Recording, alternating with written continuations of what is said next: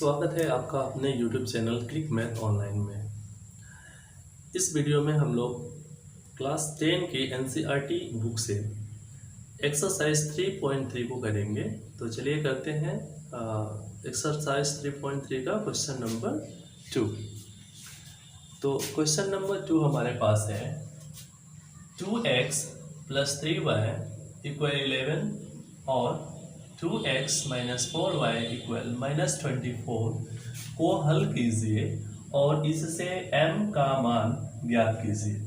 तो पहले तो इन दोनों को हल करना है और m का मान ज्ञात करना है, लेकिन m इसमें नहीं आ रहा है। तो m कहाँ से निकलेगा? जिसके लिए y = mx + 3। तो यहाँ से m हमको मिल जाएगा, लेकिन पहले हमें यहाँ से इन दोनों रैखिक समीकरणों को हल करके x और y के मान को ज्ञात करना है। तो चलिए करते हैं। तो हम पहले लेंगे समीकरण 2x + 3y = 11। ये हमारा समीकरण 1 है। और दूसरा समीकरण हमारे पास है 2x - 4y = -24।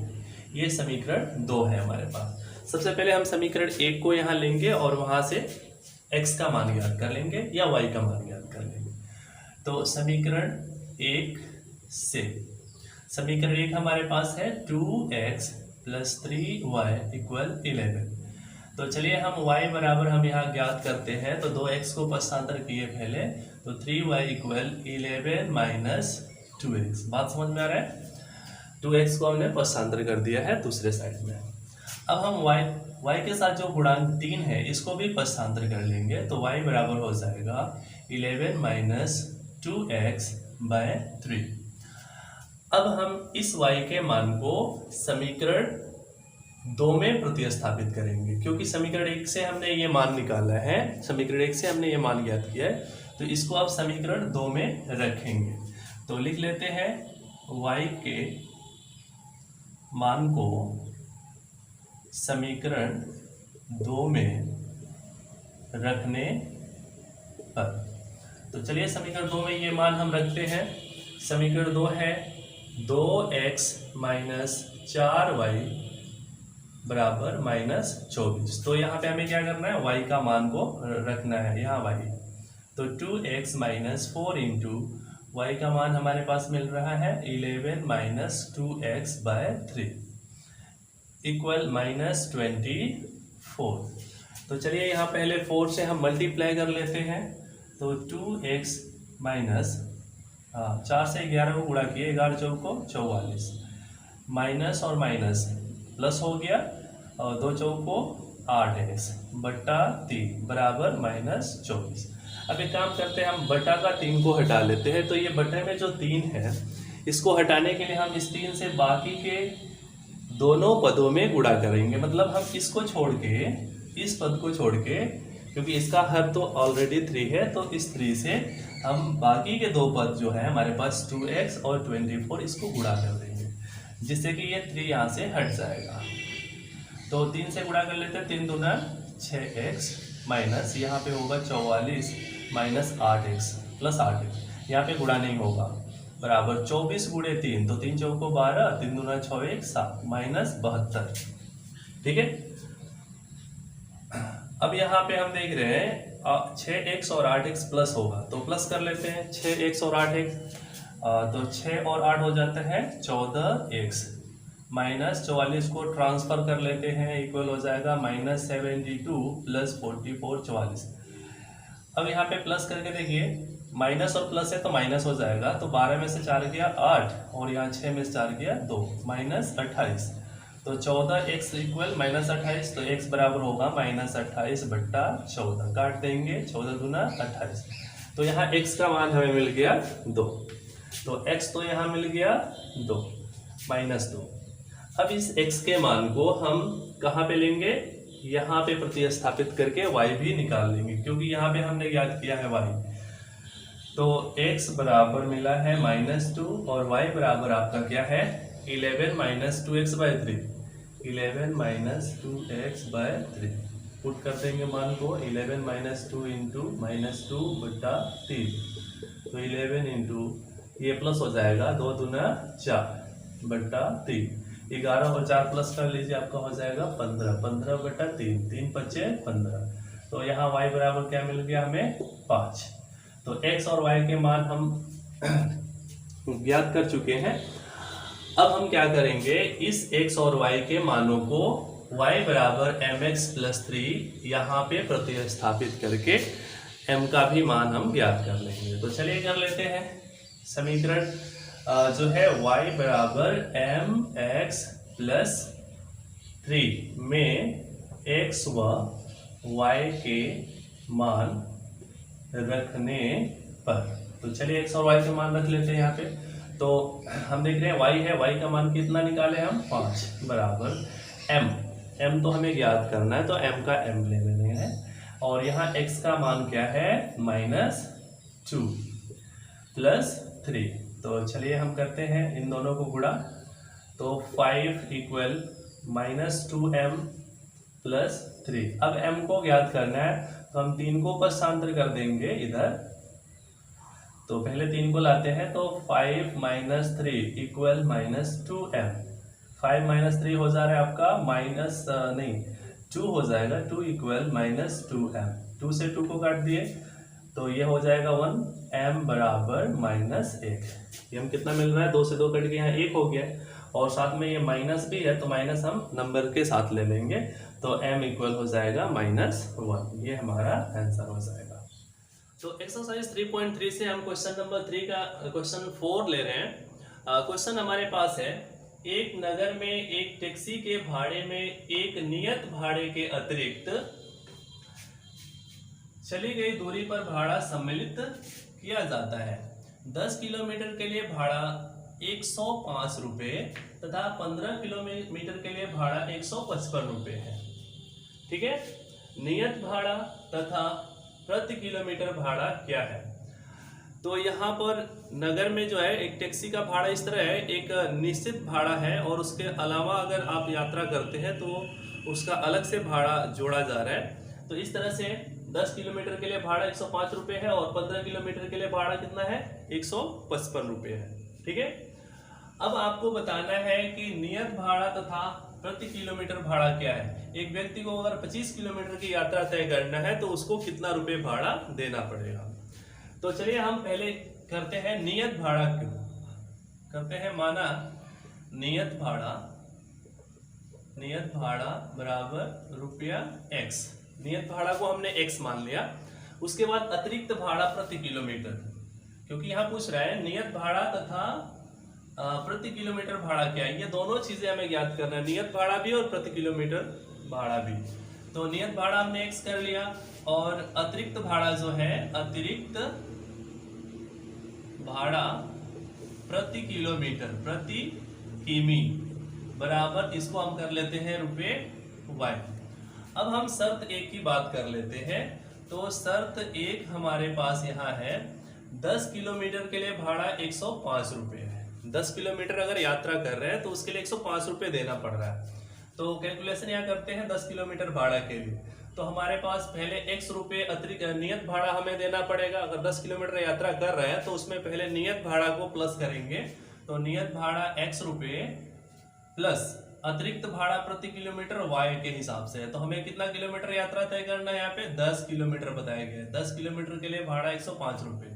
तो 10 किलोमीटर का भाड़ा प्रति किलोमीटर के हिसाब से कितना होगा, तो 10 × y।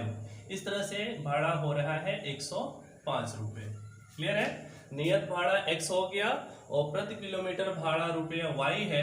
तो हमें 10 किलोमीटर बताया गया है डिस्टेंस, तो 10 × y। 10 किलोमीटर में प्रति किलोमीटर भाड़ा से गुणा कर देना है। तो इस तरह से टोटल भाड़ा बताया जा रहा है 105 रुपये। हमारे पास समीकरण हो जाएगा x + 10y बराबर 105। ये हमारा समीकरण 1 जो शर्त 1 से मिला है। अब लेते हैं शर्त 2। शर्त 2 में क्या बोल रहा है, 15 किलोमीटर के लिए भाड़ा 155 रुपये। 15 किलोमीटर के लिए भाड़ा कितना है 155 रुपये। तो 15 किलोमीटर का अब कैलकुलेशन करते हैं। तो पहले हम लेंगे अतिरिक्त भाड़ा x रुपये, वो हर बार देना पड़ेगा। अगर आप 10 किलोमीटर जाए 5 किलोमीटर जाए तो अतिरिक्त भाड़ा पहले देना पड़ेगा। तो x रुपये अतिरिक्त भाड़ा हाँ, नियत भाड़ा पहले आपको कैलकुलेशन करना है। तो नियत भाड़ा हमने ले लिया यहाँ x प्लस अतिरिक्त भाड़ा हम जोड़ रहे हैं 15 किलोमीटर का, तो प्लस कर लिए 15 किलोमीटर का अतिरिक्त भाड़ा 15 गुणे y हो जाएगा। इस तरह से टोटल भाड़ा हमारे पास मिल रहा है 155 रुपये। ये आपका हो जाएगा x प्लस 15y बराबर 155। ये समीकरण 2 हमारा हो गया। अब हम इन दोनों समीकरणों को हल कर लेंगे, हमें x का मान निकल जाएगा जो हमारा यहाँ पे नियत भाड़ा हो जाएगा। तो चलिए हम x का पहले मान किसी एक समीकरण से ज्ञात करते हैं, या y का मान प्रतिस्थापन विधि यहाँ हम यूज करेंगे। तो हम x बराबर पहले ज्ञात कर लेते हैं किसी एक समीकरण से। तो समीकरण 1 से हम लेते हैं, समीकरण 1 है हमारे पास x प्लस 10y बराबर 105। तो यहाँ y का मान हम ज्ञात कर लेते हैं x के पदों में, या x का मान आप y के पदों में भी ज्ञात कर सकते हैं। तो यही इजी होगा। x बराबर हम यहाँ पहले निकाल लेते हैं। तो x बराबर 10y को हम पक्षांतर करेंगे, तो 105 माइनस 10y। अब ये x का जो मान हमने यहाँ पे ज्ञात किया है, इस x के मान को समीकरण 2 में रखना है, क्योंकि हमने समीकरण 1 से ये x का मान निकाला है। तो अब हम समीकरण 2 को यूज करेंगे। तो लिख लेते हैं x के मान को समीकरण 2 में रखने पर, तो समीकरण 2 में x का मान रखते हैं। ये है समीकरण 2 हमारा। तो x है पहले, तो x का मान हम ले लेना है 105 माइनस 10y प्लस 15y बराबर 155। चलिए सॉल्व करते हैं। तो 105 और ये देखिए 15y प्लस है और 10y माइनस है, दोनों घट जाएगा। तो 15 से 10 निकल गया 5, तो यहाँ पे आपका हो जाएगा प्लस 5y बराबर 155। 105 को पक्षांतर कर लेते हैं, फिर हम 5 को भी पक्षांतर करेंगे। तो चलिए हम कर लेते हैं 5y बराबर 155 माइनस 105 बराबर ये कितना हो जाता है, आप देख लीजिए, आप 50 निकल गया है। तो y बराबर हो जाएगा 50/5, काट के आपको मिल जाएगा 10। y का मान यहाँ पे क्या निकल रहा है, y बराबर मिल रहा है 10। अब इस y के मान को, इस y के मान की सहायता से हमें x का भी मान ज्ञात कर लेना है। तो चलिए हम कर लेते हैं। यहाँ पे हमें y बराबर मिला है 10 और x बराबर देखिए कहाँ पे, आपको समीकरण 1 से हम x बराबर निकाले थे यहाँ पे। तो अब x बराबर यहाँ से ज्ञात कर लेते हैं। x बराबर है 105 माइनस 10y। तो यहाँ पे y के मान को हम प्रतिस्थापित करेंगे, तो x हमें मिल जाएगा 105 माइनस 10 गुणे y का मान क्या है, 10 है। तो 105 माइनस 10 गुणे 10 100 हो गया। तो घटा देते हैं तो 5, x बराबर 5 और y बराबर क्या था, 10। अब देखिए हमें पता लग रहा है कि नियत भाड़ा x, नियत भाड़ा x बराबर 5 रुपये और अतिरिक्त भाड़ा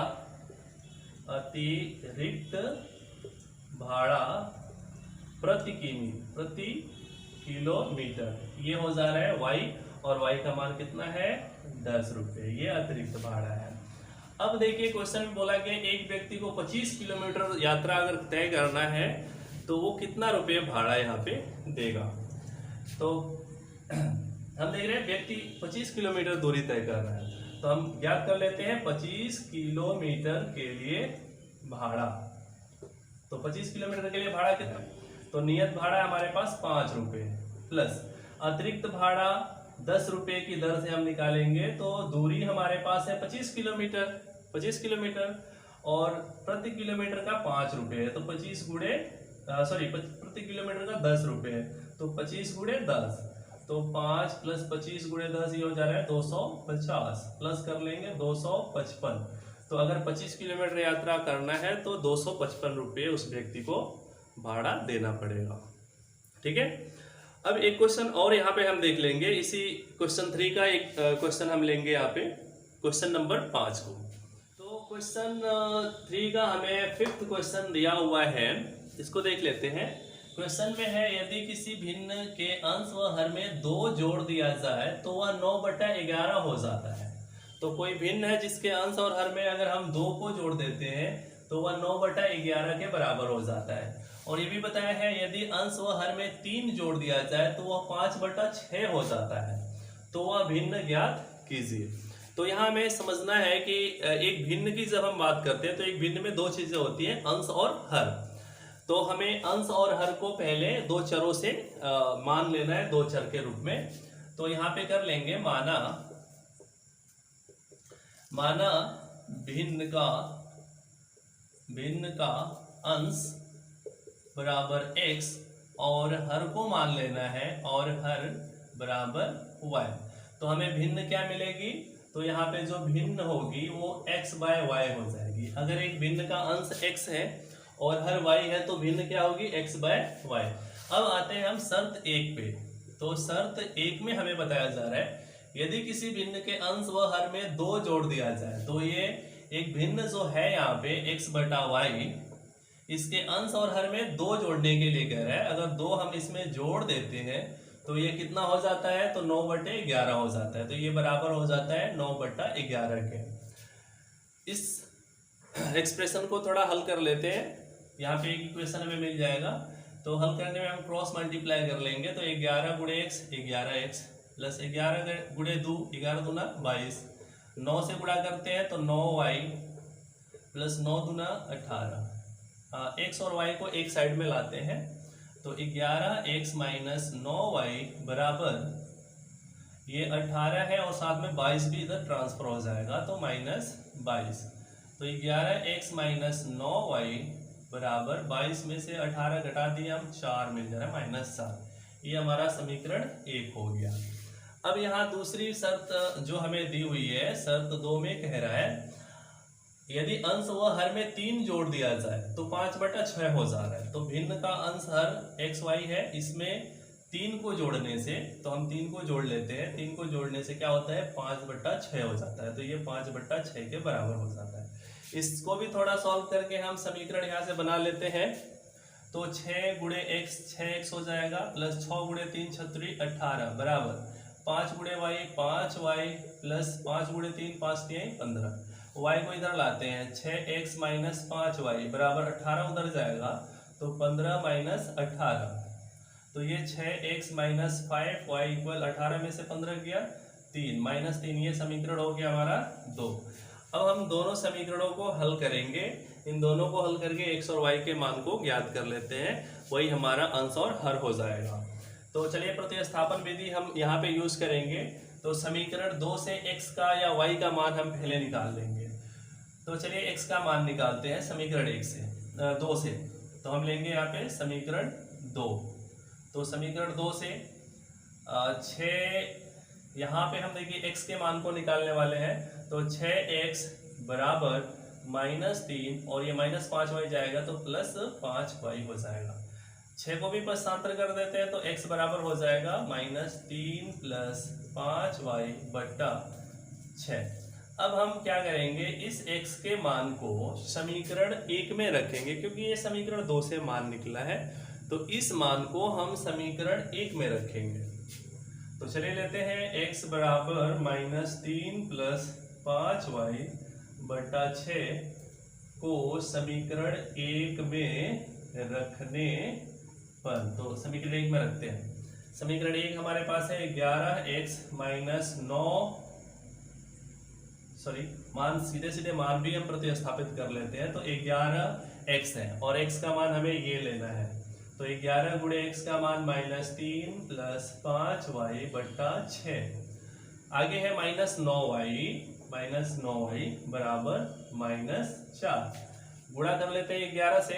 तो 11 तिया 33 प्लस 11 पचे 55y बटा 6 -9y बराबर -4।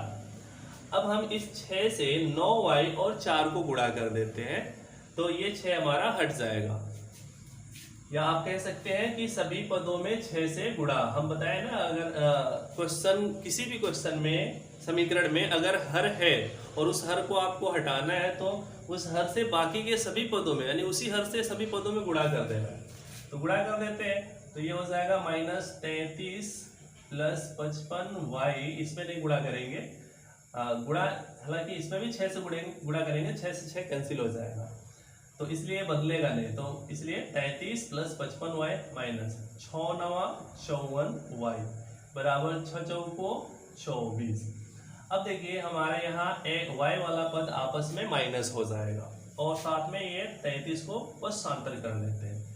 तो चलिए हम ऐसा कर लेते हैं, 55 से 54 को घटा लेते हैं तो ये हो जाएगा 1y। 55 से 54 गया तो 1 बचता है, 1y बराबर -24 और 33 गया तो +33।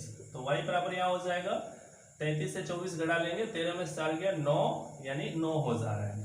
y बराबर यहाँ क्या होगा 9 और y 9 हो गया। अब x को निकाल लेते हैं, तो x कहाँ से आएगा भाई, तो यहाँ देखिए आप x बराबर बनाए हैं, तो x बराबर क्या है -3 + 5y, y का मान यहाँ पुट कर देना है 9, 5 गुणे 9 बटा 6। हल कर लेते हैं इसको, -3 + 5 9 45 बटा 6। तो फाइनली यहाँ पे 45 से 3 घटा देंगे तो हो जाएगा 42, 42 बटा 6, 6 सत्ते 42, x बराबर हो गया 7। अब हम भिन्न को लिख लेते हैं, जो हमें भिन्न ज्ञात करनी थी वो भिन्न क्या है देख लेते हैं। तो भिन्न का x अंश है और हर y है, तो x बटा y है। अब देख रहे हैं कि x का मान हमने निकाला है 7, x का मान है 7 बटा y का मान क्या है, तो y का मान हमने ज्ञात किया है 9। ये x का मान था 7 और बटा y का मान 9, तो अभिष्ट भिन्न हमारा हो जाएगा 7 बटा 9। अब हम देख लेते हैं क्वेश्चन 3 का ही 6वां क्वेश्चन हमारे पास है। 5 वर्ष बाद जैकब की आयु उसके पुत्र की आयु की 3 गुनी हो जाएगी। 5 वर्ष बाद कहा जा रहा है कि जैकब जो है उसकी आयु उसके पुत्र की आयु की 3 गुनी हो जाएगी, और 5 वर्ष पूर्व जैकब की आयु उसके पुत्र की आयु की 7 गुनी थी। उनकी वर्तमान आयु क्या है। बहुत इजी क्वेश्चन है लेकिन बहुत ही इंपॉर्टेंट क्वेश्चन है ये। तो देखते हैं क्वेश्चन को। यहाँ कह रहे हैं 5 वर्ष पूर्व, तो हमें पहले तो देखिए ऐसे 5 वर्ष पूर्व 5 वर्ष बाद वाले क्वेश्चन अगर दिए हैं तो उसमें वर्तमान आयु को हम पहले x या y के चरों में x और y से लिखना होगा। तो हम यहाँ वर्तमान आयु की बात कर लेते हैं हल में।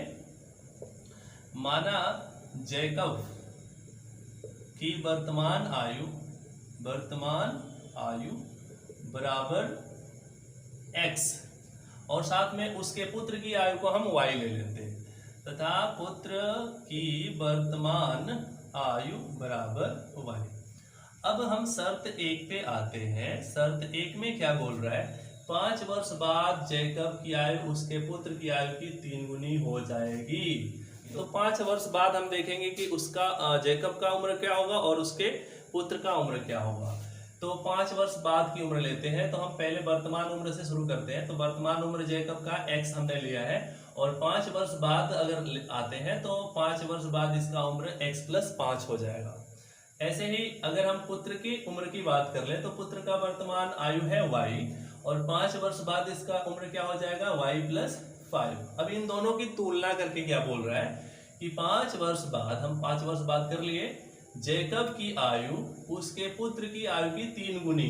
तो जैकब की जो आयु है पुत्र की आयु की 3 गुनी, यानी गुणे 3 कर लेंगे। 3 गुनी बोल रहा है तो गुणे 3 कर देना है।